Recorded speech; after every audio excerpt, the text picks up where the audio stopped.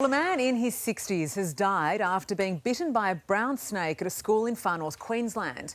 He was bitten after attempting to free the snake, which had wrapped itself around his friend's leg.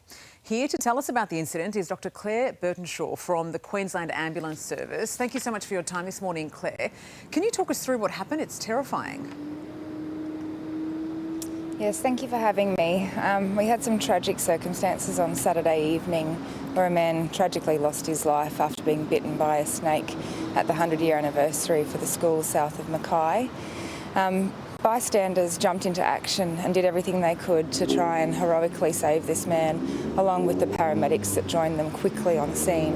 But unfortunately, despite their best efforts, we were unable to save him.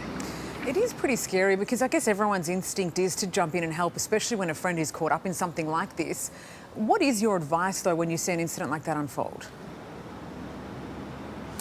It's a really tricky, I think it's just human nature to try and assist a friend.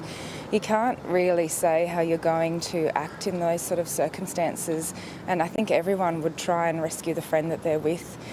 Really, really hard. You try and do your best, but the advice would be to try and stay away from the snake, give them as much room as you can, but obviously this man was entangled with the snake and his friend became the hero and tried to save him. Yeah, it's absolutely awful. What would you do in these circumstances? I guess you would try and find something long to get the snake off with, a big twig, try and shake your leg free, try and get away from the snake without getting other people involved. But that, you know, you're always going to jump into action. Adrenaline takes over, and you try and save who you're with. Now we know the man's friend was also bitten, sadly, by this snake. What condition is he in today? Do you have an update for us?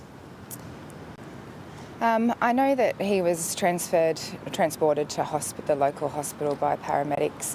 He's recovered well and he's doing well, and I think he's at home, so that's a really good outcome. Oh, well, that's good to hear. And we're seeing an increase, aren't we, in the presence of these snakes at the moment, given the warmer weather. Is this something we should be more concerned about? I mean, we know just how dangerous, especially brown snakes, can be, and that there are at least 1 or 2 fatal attacks in Australia each year. Yeah, exactly. So snake season goes from September to April every year, and there have been some earlier reports that this season might be worse than usual just due to how warm our last winter was. So we need to be really snake aware. That means if you see a snake, staying away from it, and if you're going bushwalking or into a snake's territory, you need to take some protective equipment with you. Wear protective boots, long pants, and take a bandage. So if you are bitten, you can apply a pressure mobilisation bandage to yourself or people that you're with. And just very quickly, is it really just those bushwalking tracks that we should be most aware of, or anywhere else in particular? They do tend to, in the warmer months, they will come inside they like cold tiles. So you will find snakes in places where you don't always expect them. So I think you should probably always be snake aware in Australia. All right, thank you so much for your insight and that information provided this morning. Hey there, Today fans, Sarah and...